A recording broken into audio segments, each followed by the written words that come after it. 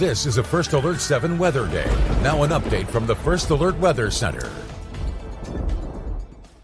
Well, it is a First Alert 7 weather day for extreme heat that we've been dealing with. As we take a look at the heat advisory, it's been trimmed down a little bit, but will continue through tomorrow, probably expanded once again. But we're going to see temperatures stay very warm, near 80 degrees overnight tonight, so extending the heat advisory there.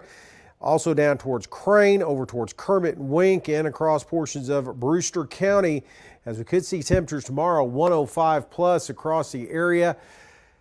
High temperatures today, well, we saw record highs out at the Miller National Air and Spaceport, 105, beating the old record of 103.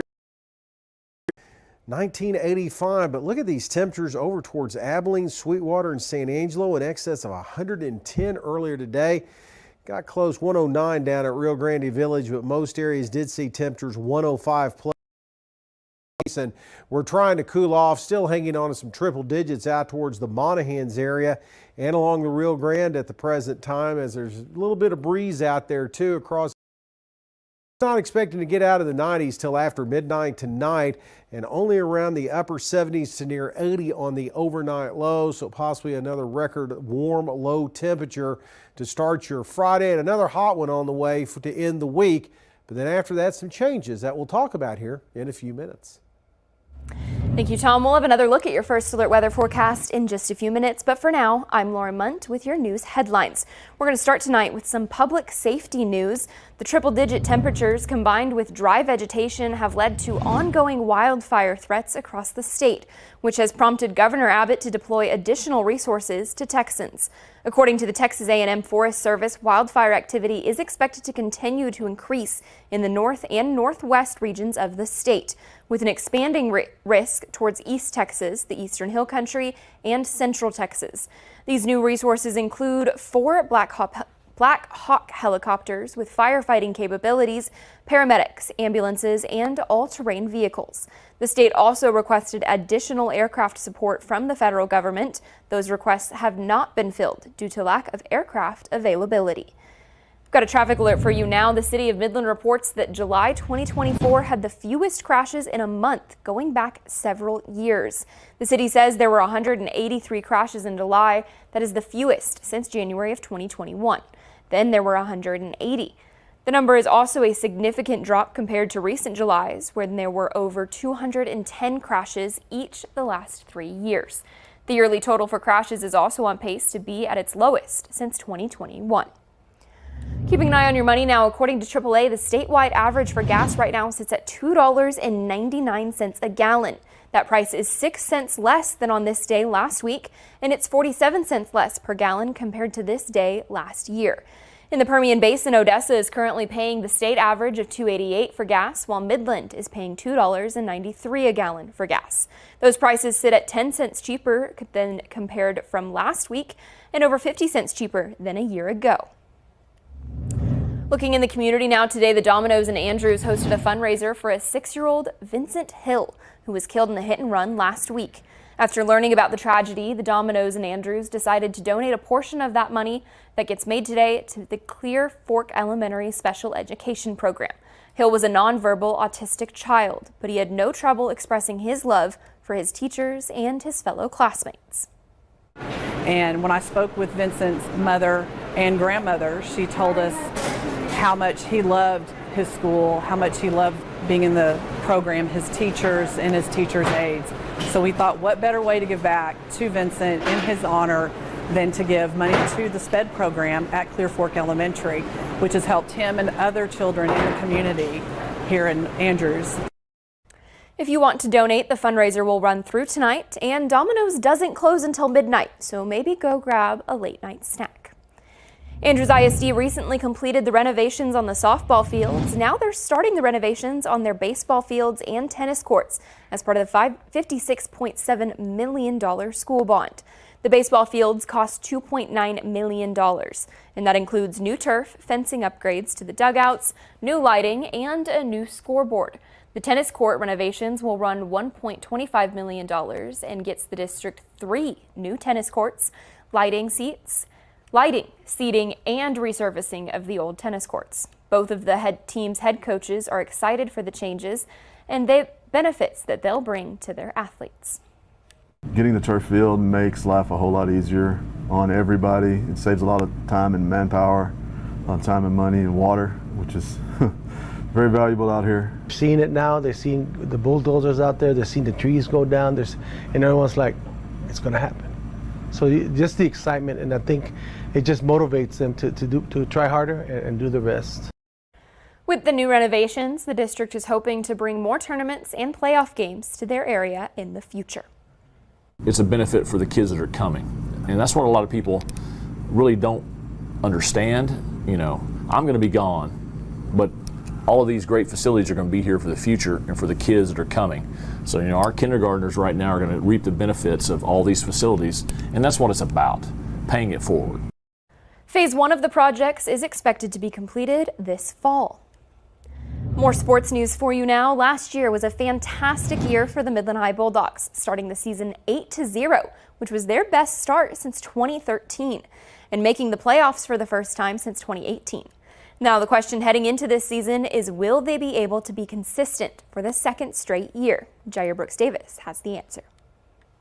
We have high expectations and certainly don't want last year to be a flash in the pan.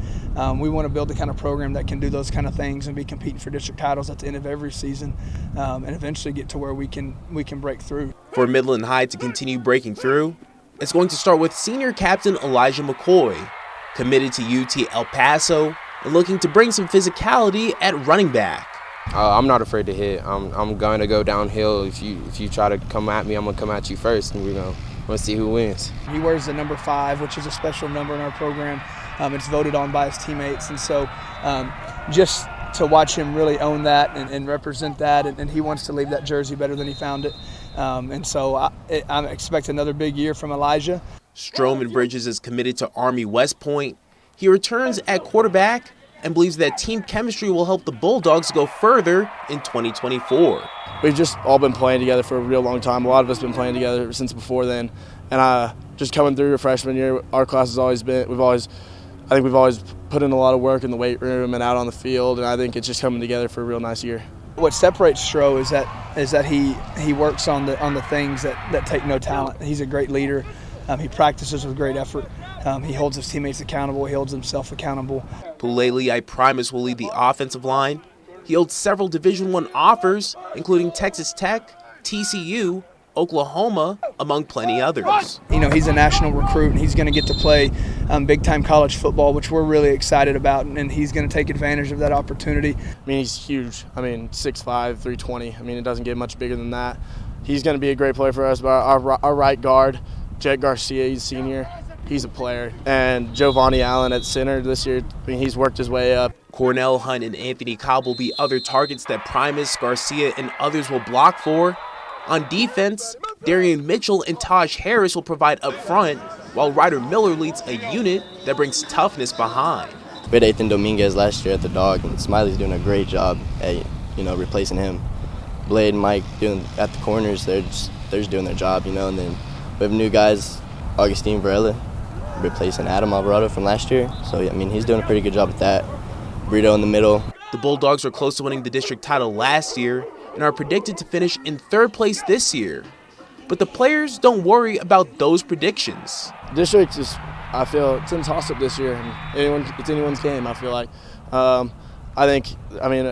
Every week someone can win, someone can lose, We're still chasing some folks in our district. And to beat the top end of our district, you've got to play mistake-free, you've got to be physical, you've got to do a lot of things well. And so we've got a lot to accomplish and a lot of hard work in front of us if we're going to do that. The 15th annual Midland County Fair kicked off today. They're celebrating their 15th year and officially taking the title as the largest family-friendly event in Midland. And while you can expect corn dogs and carnival rides, what you might not expect is the impact that the fair has on the community. This year, the fair is utilizing the entire Horseshoe Arena. That means the amphitheater, pavilion, terrace, arena, and outside parking lot. Though the main reason they put on the fair is to promote agriculture, the real meaning of the event is education and scholarship grants for the youth of the community.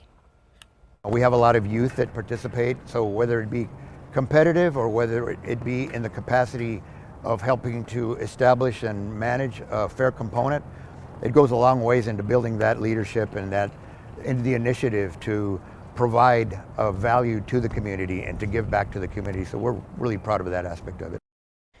But of course, an event like this doesn't happen overnight. A lot of work goes into making sure the event has something for everyone, whether it's concerts, a petting zoo, contests like the hot dog eating, or a creative arts showcase. One of our core values is community cohesiveness. So this event is intended to draw the community together, both through the organization and execution, as well as through the entertainment aspect of the event. Saturday from 10 a.m. to 4 p.m., tickets and wristbands for rides will be half priced. And this way, anyone that wants to attend the fair is able to do so. Earlier this year, Governor Abbott announced 15 communities selected to host the 2024 Governor's Small Business Summit. Today, there was one that was held in Odessa. The Governor's Small Business Summit aims to support Texas small businesses and their owners and help them start, strengthen, and grow. The summit brings together local, state, and federal resource partners. 182 people registered to attend the event and made connections with local organizations, networked with other business owners, and listened to informative panels about strategies for starting and growing a business. Small business is the backbone. They're a majority of your employment in any community. When you add them all up together, they may be 70, 72, 75% of your overall employment. In a news release, Governor Greg Abbott said that over 3 million small businesses employ nearly half of the Texas workforce. Coming up, it's the final day of the Democratic National Convention. We've got a look at what's been planned for tonight up next.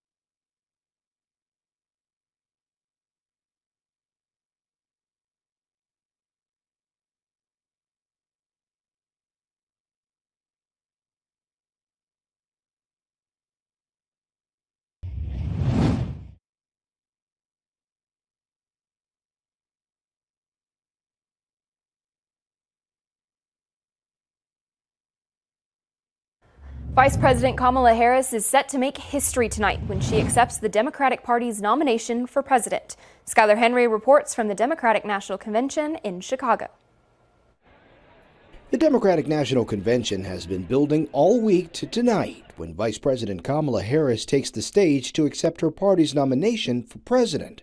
She's going to talk about her positive vision for the future of America, an America where the middle class won't just get by, but will get ahead. Her campaign says Harris will focus on 3 objectives, sharing her story and her record, contrasting her agenda with former President Donald Trump's, and rooting her vision in a sense of patriotism. She's brought hope back like Obama had. Delegate Cynthia Freibarger of California tells us she's excited to hear from the nominee. I like what she stands for, especially for women, women's rights. Other delegates are eager for Harris to address key election issues, including immigration and border security. What are you going to be listening for and looking for in terms of her remarks? In El Paso, we're on the border. I think making sure that we manage the border in a correct fashion. The bad rap and the bad reputation that we've been given by Republicans in our own state and nationally, that the rhetoric that there's chaos, there's an invasion.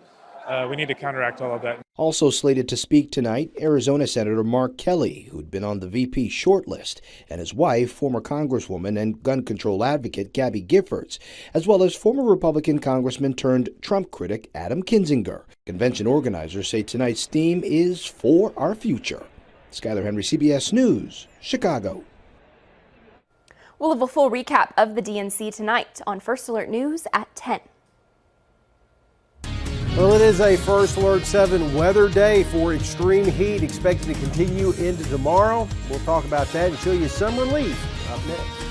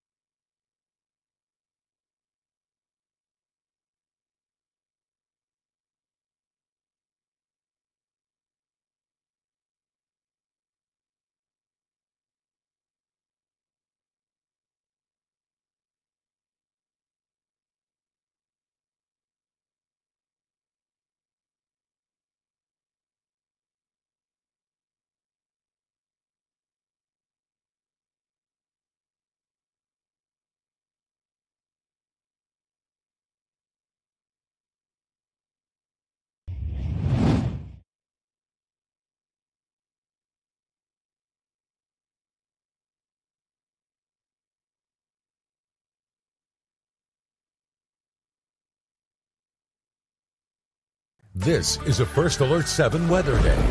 Now an update from Chief Meteorologist Tom Tiefertiller. Well, we are going to be looking at more of this extreme heat across the area. Let's go ahead and take a look at those temperatures right now. We're trying to get out of the triple digits. Having some pretty good luck. Still 99 in Monahans, though. 96 in Big Spring, upper 90s across the Permian Basin. And still hanging on some triple digits down here around Terlingua, Rio Grande Village, still up to 103. So all the record heat we saw today is because of high pressure that continues to sit and spin right over portions of the state of Texas. It's not going to move too much here for tomorrow before it does start to move off to the north and east across the area. That'll be moving out of West Texas coming up, it looks like this weekend, late into next week, really, and we'll get back to more seasonal weather. We're talking about 94 degrees as a normal high temperature this time of the year. That's what we'll be looking at, and maybe a few more isolated showers and thunder showers trying to pop back up. We had a little bit of activity across the mountain areas earlier today, but that activity winding down with the sun setting, and some across the Texas Hill Country too. Temperatures were extremely hot, 113 in Del Rio, up to 111 in San Angelo and Abilene this afternoon. And again, there's that record high of 105 set out at the Midland International Air and Spaceport, beating the old record of 103 set back in 1985. So busting those records quite a bit. Again, a couple of clouds here and there overnight tonight and in towards tomorrow. We may see an isolated shower, thunder shower pop up in the mountain areas and maybe one or two across the extreme east. But but it will be hot, and it looks like we're going to hang on to these triple digits all the way through. Saturday will be touching triple digits coming up for the start of your weekend. Tonight, rather not only staying hot in the afternoons, but also very only the upper 70s, so we could see another record warm low temperature. And then for tomorrow, we're not going to get near records, but hot enough though, with temperatures 103 plus across the Midland Odessa area, 106, 107 out towards Monahans and Pecos. Tomorrow afternoon, Fort Stockton also coming in with 104. There's your triple digits hanging on to Saturday. But Sunday, though, they try to cool off a little bit as that high pressure moves away and makes for some nice seasonable weather. Should say nice. It's still going to be hot, but not as hot coming up next week. Up next here at 9, a special needs student says her son was barred from participating in after-school sports due to his disability. We've got the full story up next.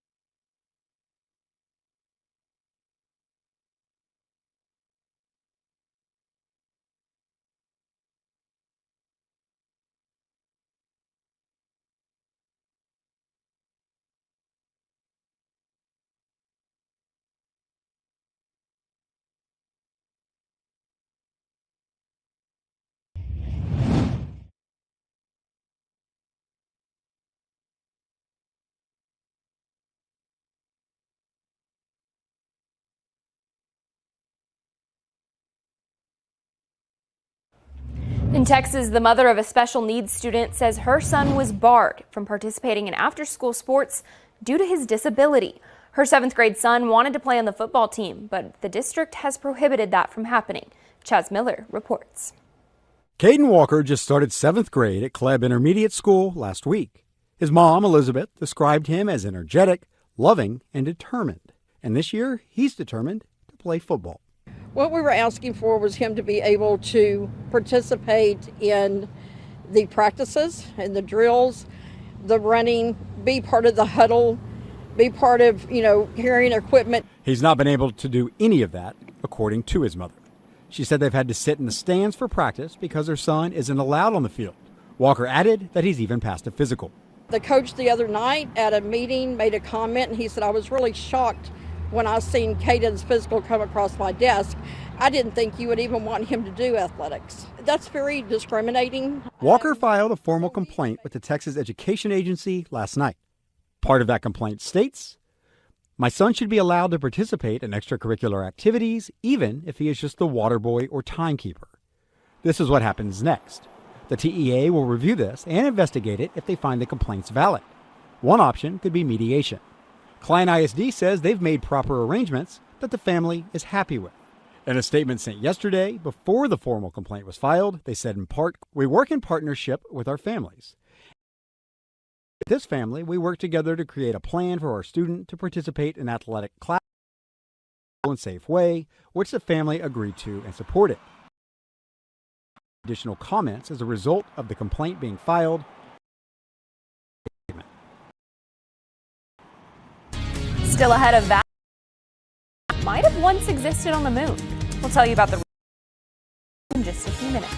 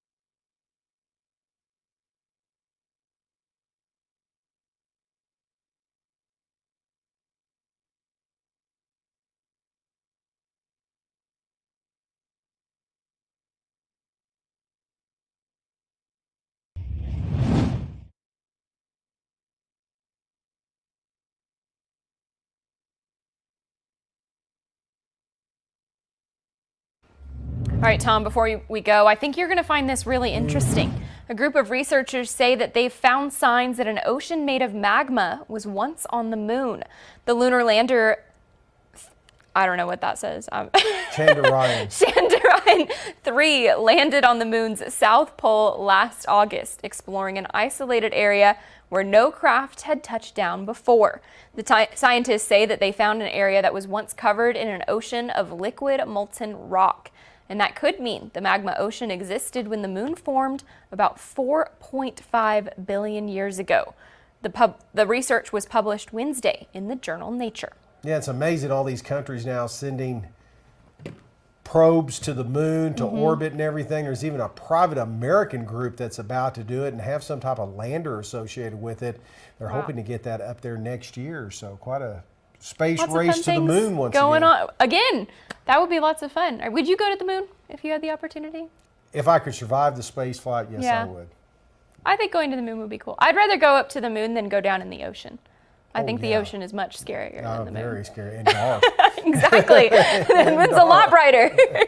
Well, it's been brought out there over the past few days, and more heat is in our forecast. I'm not looking forward to it. Thanks for joining us for First Alert News at 9 on the CW. We've got more news coming up tonight at 10.